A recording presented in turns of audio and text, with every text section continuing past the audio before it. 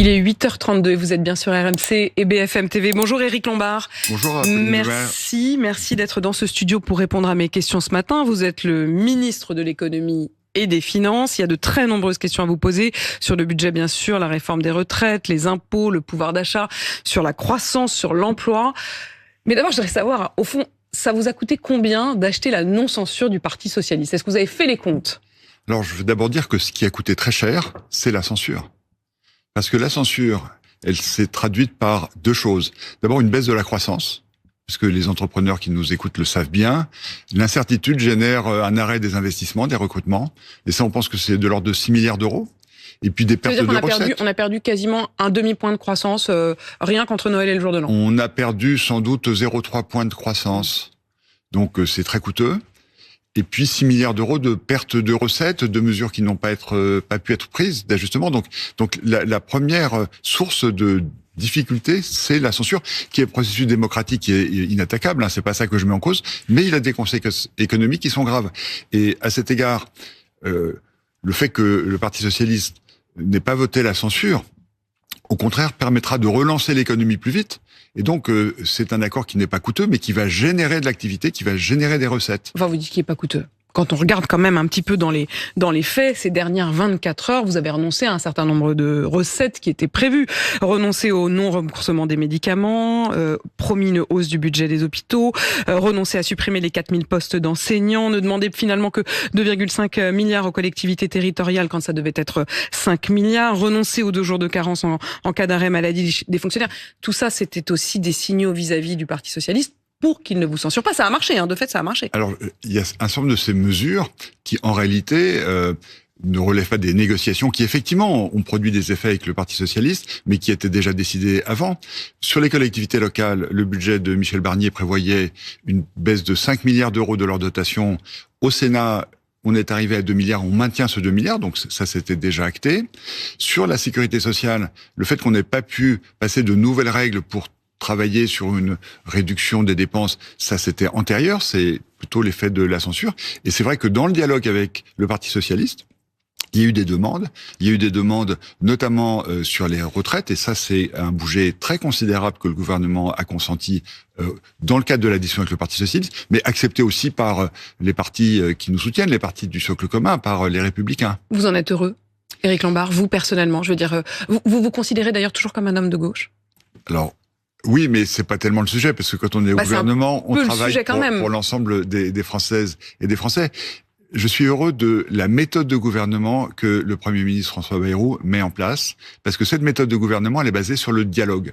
Et en réalité, on parle de l'accord avec le Parti socialiste. Mais la semaine dernière, avec Amélie de Montchalin, à Bercy, on a reçu 17 partis et groupes. Et on a dialogué avec tous ceux qui sont venus nous voir.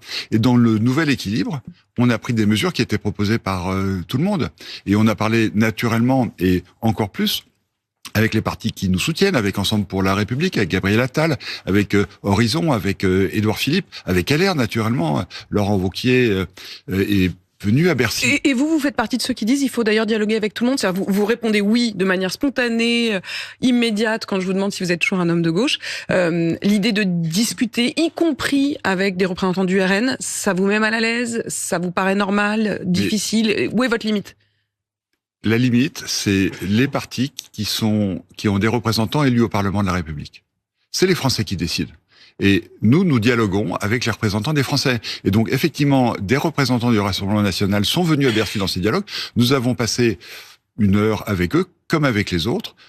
On n'était pas d'accord, forcément, surtout, mais ce dialogue, il était complètement légitime. Complètement légitime. Les seuls qui n'ont pas voulu venir, et je le regrette, c'est la France insoumise. Mais s'ils veulent revenir, la porte est ouverte. La porte reste ouverte. Éric Lombard, on va regarder justement dans les détails, notamment ce qu'il reste comme marge de manœuvre, et sur la question centrale, qui est la question de la réforme des retraites. Le fameux conclave, il commence aujourd'hui à 11h, mais il va en réalité commencer à rentrer dans le dur une fois que cette fameuse mission flash aura été rendue publique, la mission flash à laquelle va s'atteler la Cour des comptes, pour avoir un diagnostic et un état actuel, voilà les mots du Premier ministre, un état actuel et précis du financement du système des retraites. Est-ce que vous avez imaginé la possibilité que ce diagnostic soit pire que prévu ? Je pense que les chiffres des retraites sont bien connus. Donc le Premier ministre veut faire un bilan par la Cour des comptes parce que c'est un organisme qui est respecté, inattaquable. Mais en réalité, le Conseil d'orientation des retraites, le corps qui est présidé par Gilles Berset... Vous savez bien que le fait d'avoir choisi la Cour des comptes plutôt que le corps, c'est aussi presque politique. C'est-à-dire c'est considérer que le corps n'avait pas tout à fait cette neutralité. Je ne crois pas que ce soit ça qui soit la raison de cette décision. C'est pour avoir un acteur qui est une institution de la République qui est autonome par rapport au débat passé. Mais le corps aura toute sa place. D'ailleurs, j'ai reçu Gilles Berset hier soir. Le corps aura toute sa place dans le débat parce que c'est eux qui vont regarder l'impact des mesures qui vont être prises en compte. Donc, les partenaires sociaux que j'ai vus aussi, évidemment, c'est Catherine Vautrin et Astrid Padoan-Bouvet qui vont piloter cela, ministre du Travail, de la Santé. Et les partenaires sociaux sont bien au courant des sujets, que ce soit le patronat, que ce soit les syndicats, et ils sont prêts à avancer.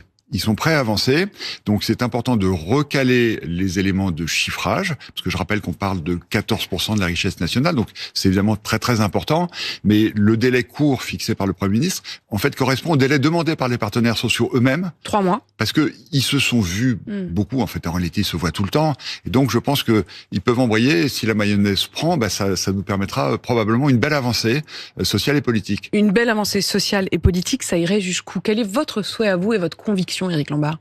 Ma conviction, c'est que c'est la responsabilité des partenaires sociaux.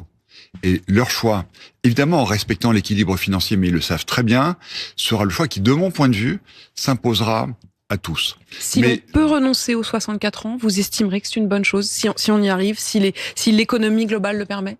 Il me semble qu'à ce stade, les responsables politiques doivent se retirer et laisser le champ libre aux partenaires sociaux. Le Premier ministre a dit, il n'y a pas de tabou, il n'y a pas de totem, le champ est libre à la réflexion. Et une fois que le dialogue social, auquel je crois profondément, aura produit ses effets, je pense que les responsables politiques devront le prendre en compte et prendre les conclusions de ce dialogue social. Et nous avons dit que nous proposerions une loi à l'Assemblée nationale, un projet de loi basé sur ces conclusions. Et naturellement, après, l'Assemblée nationale débattra. Mais encore une fois, la prééminence des organisations sociales dans ce domaine me paraît tout à fait importante. 2 questions précises aussi sur le cadre de ces négociations et de ce dialogue. Est-ce que la question des retraites de la fonction publique seront également au menu des discussions? C'est aussi un des enjeux. Le corps, jusqu'à présent, calculait aussi beaucoup sur les questions des retraites du secteur privé. La Cour des comptes, là, va faire un diagnostic global. On sent bien que du côté du patronat, ils n'ont pas forcément envie de rentrer dans cette question-là. Qu'est-ce que vous en dites ce matin? Le mandat va être fixé par Catherine Vautrin, mais en réalité, les personnalités qui seront autour de la table ce matin représentent les acteurs privés. Le sujet du public relève d'autres acteurs. Donc je pense que il faut séquencer les choses. Il n'y a pas d'ambiguïté là-dessus. Une autre question qui vient aussi du patronat. Ici même à ce micro, le patron du MEDEF, Patrick Martin, la semaine dernière, disait il y a un autre moyen aussi de trouver de l'argent pour les retraites. Ce serait de renoncer à cette niche fiscale des retraités de 10%. Est-ce que vous y êtes prêt? C'est un autre compte. Moi, je suis attentif à ce qu'on distingue bien tout ce qui relève de la sécurité sociale et des cotisations et ce qui relève des impôts. La niche à laquelle Patrick Martin faisait allusion, c'est le fait que, mais c'est quelque chose de très ancien, les retraités ont droit à une déduction de 10% de leurs revenus pour charges professionnelles, ce qui évidemment dans la formulation est un petit peu étonnant, parce que quand on est retraité, normalement on n'a plus de charges professionnelles. Mais en même temps, c'est dans le paysage depuis longtemps. Mais ça, c'est du fiscal, ça c'est les recettes de l'État. Il me semble que c'est un autre exercice. C'est un autre exercice, mais est-ce que donc alors je vais faire comme si je faisais une pause. Hop, j'ouvre une autre question. Éric Lombard, est-ce que vous seriez favorable à renoncer à cette niche fiscale? Alors, non pas pour financer les retraites, mais dans l'absolu. Il y a un sujet qui me paraît important, c'est qu'une partie des équipes des régimes de retraite sont assurées par des versements de l'État. Et dans ces cas-là, on creuse le déficit de l'État pour renflouer le déficit des retraites. Et donc ce type de transfert, pour moi, ne fait pas partie des solutions. Ça ne fait pas partie des solutions que vous mettez sur la table pour trouver des sous. Et si l'État, qui par ailleurs est lui-même en déficit, trouve des solutions en augmentant tel ou tel impôt, parce que là, en l'occurrence, ce serait une augmentation d'impôt, c'est pas quelque chose qu'on aime beaucoup, mais on pourra réfléchir à tout cela de façon ouverte, mais ça, c'est sur le compte État. En termes de comment dire, en termes politiques, je pense qu'il faut bien distinguer, notamment devant nos auditeurs qui connaissent bien ces sujets. Il y a les collectivités locales, il y a l'État, il y a la sécurité sociale. Ce sont 3 sujets qui sont différents. Il faut essayer de pas trop les mélanger. Et trois comptes en banque en quelque sorte différents. Exactement. Éric Lombard, vous qui êtes donc le nouveau ministre de l'économie et des finances, vous avez dit augmenter les impôts, c'est un truc qu'on n'aime pas bien. Qu'est-ce que vous pouvez dire aux Français qui nous écoutent ce matin sur la question de l'augmentation des impôts? Il y en aura forcément. Est-ce qu'il s'agira uniquement d'augmenter les impôts des très grandes entreprises, des entreprises les plus qui ont gagné le plus d'argent l'an dernier? Est-ce que ça va toucher les ménages? Lesquels? À partir de combien? Alors, nous n'allons pas toucher les ménages et au contraire, grâce à la décision du Parti socialiste de ne pas nous censurer, si cette décision va jusqu'au budget, ce que je crois, nous pourrons réindexer ce qu'on appelle le barème. C'est-à-dire que sinon, 18 millions de personnes voyaient leur impôt augmenter. Mécaniquement, parce que le budget avait été reconduit par cette fameuse loi spéciale. Hein. Parce qu'on ne pouvait pas toucher au barème dans la loi spéciale. Là, grâce au budget, on va toucher au barème, ce qui fait que le nombre de Français imposables ne va pas changer et les impôts prendront en compte l'inflation. Et puis, on va pas augmenter les impôts de la plupart des entreprises, des PME, des artisans auxquels nous sommes très attachés. Moi, il y aura quand même une participation exceptionnelle. J'y reviens. Mais le ministère des Finances, c'est aussi le ministère des Entreprises. C'est beaucoup le ministère des Entreprises et on veut protéger les entreprises, on veut protéger le développement, on veut protéger l'emploi de cette façon. Et donc, on ne souhaite pas augmenter les impôts des entreprises. Alors, il y avait dans le budget de Michel Barnier une surtaxe prévue pour 2 ans pour les grandes entreprises. D'abord, nous considérons que cette surtaxe qui a été votée et que nous conservons, on va l'appliquer que pour 1 an. Donc ça, donc vous réduisez d'1 an. On va réduire d'1 an. On trouvera d'autres solutions dans le budget. La participation exceptionnelle est ramenée à 1 an. Il y avait aussi une participation exceptionnelle sur les hauts revenus, qui devait rapporter 2 milliards d'euros. On la garde dans le budget pour le moment. On pense qu'il pourrait être plus intelligent et plus équitable d'ailleurs de la ramener à une contribution qui serait différentielle, qui ne serait pas un impôt nouveau sur les hauts patrimoines, qui serait surtout une mesure anti-optimisation, vous savez, pour ces personnes qui ont un patrimoine important, qui est logé dans des holdings.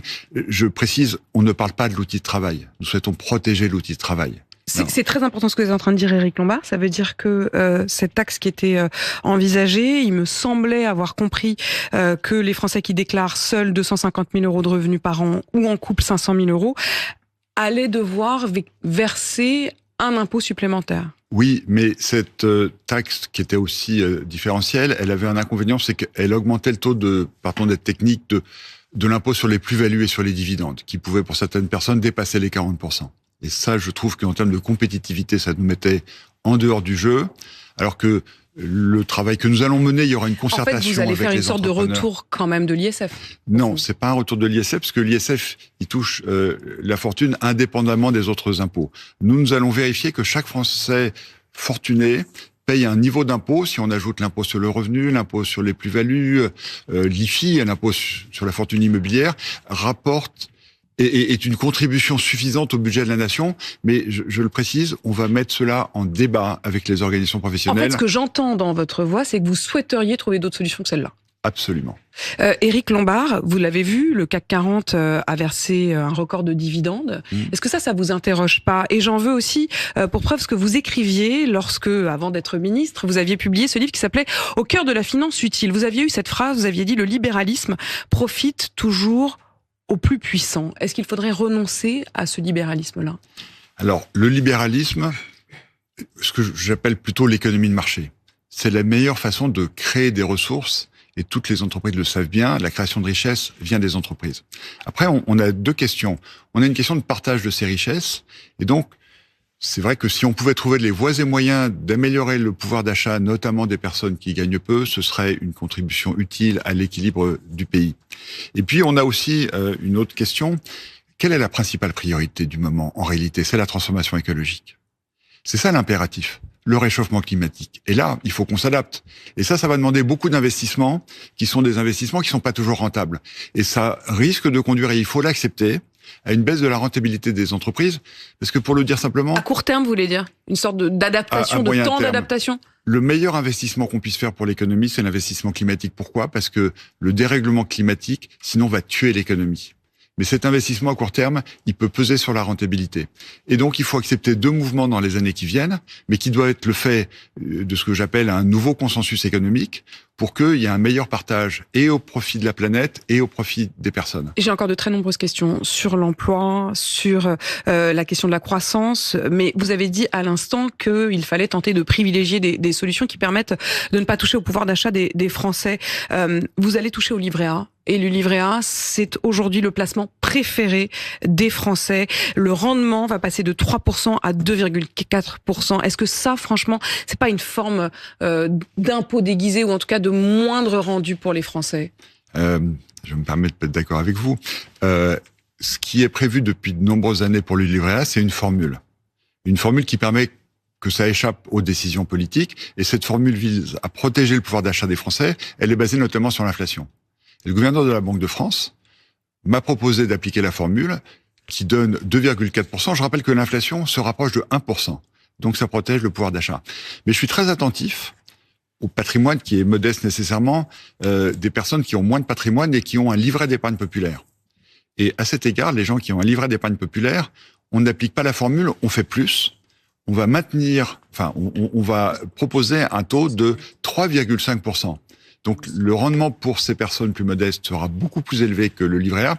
Et les banques ont accepté de faire une campagne pour que les personnes qui sont éligibles au LEP, cela leur soit proposé.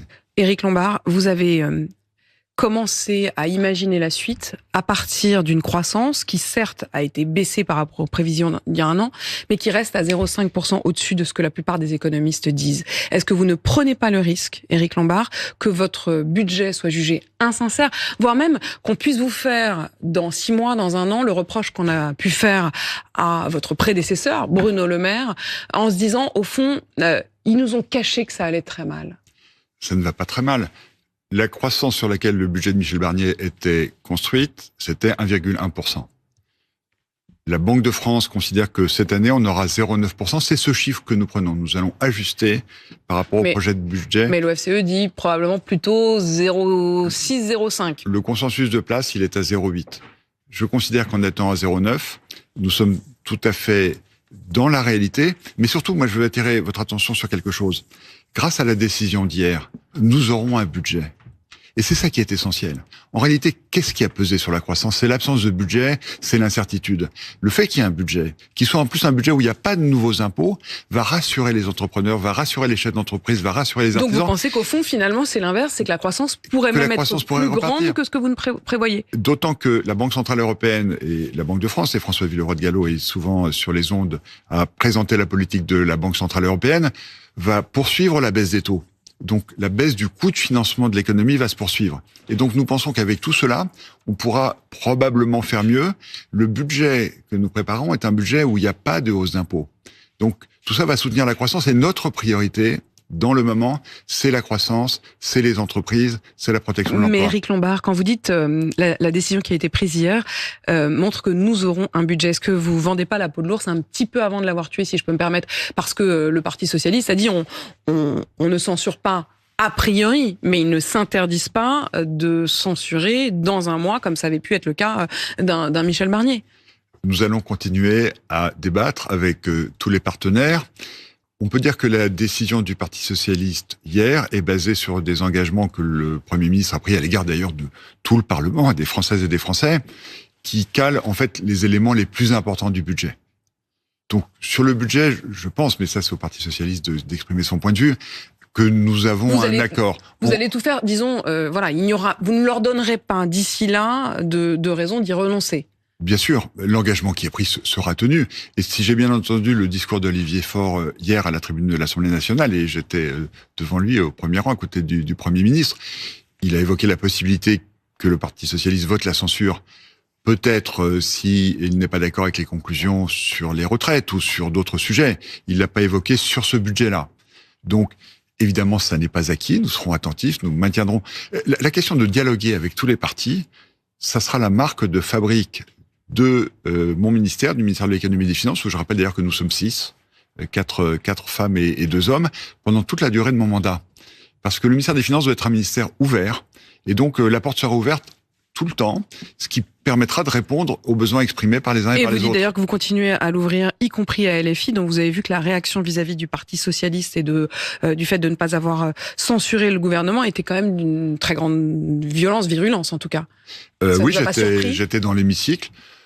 Si, moi je considère que la violence des propos n'est pas indispensable dans la vie démocratique, mais c'est la liberté de chacun. Merci Éric Lombard d'être venu ce matin répondre à mes questions et nous donner de très nombreuses informations donc sur le contenu à la fois le contour de ce dialogue autour de la réforme des retraites, mais aussi plus globalement sur la question des impôts et de la croissance. Merci à vous donc Éric Lombard.